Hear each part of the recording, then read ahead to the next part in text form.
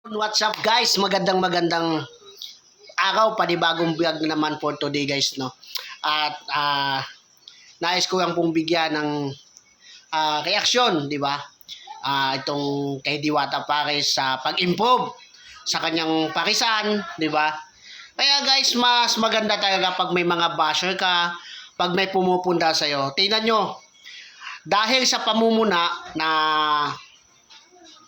may mga uod, mabaho ang parisan o ang area ni Diwata, ngayon ay nag-improve na, di ba?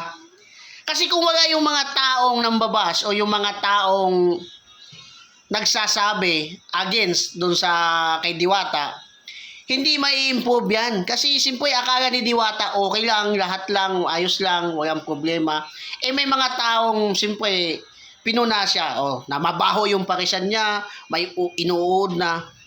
Hindi simple, may correct ni Diwata yung mga pagkukulang niya sa kanyang business, sa kanyang negosyo, di ba?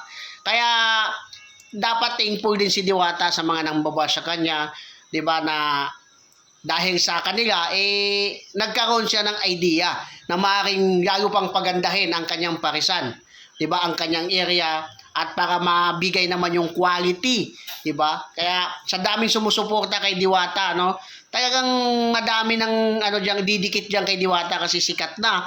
Yung mga iba diyan sasakay na rin diyan kay Diwata, di ba? Tayo pumupuri din naman tayo ng mga achievement ng kapwa natin, no? Yan, patuloy lang dapat kasi kailangan talaga yan, di ba? Kaya congratulations kay Diwata, no, na improve niya, no? Yung ugali niya na bago ng konti, hindi na lumaki, yung biglang laki ng ulo niya, biglang lumiit kasi siyempre napupuna, di ba? Yun guys, yun hanggang dito na lang muna yung video natin, no? At thank you sa mga hindi pa pala nakapag-subscribe sa akin.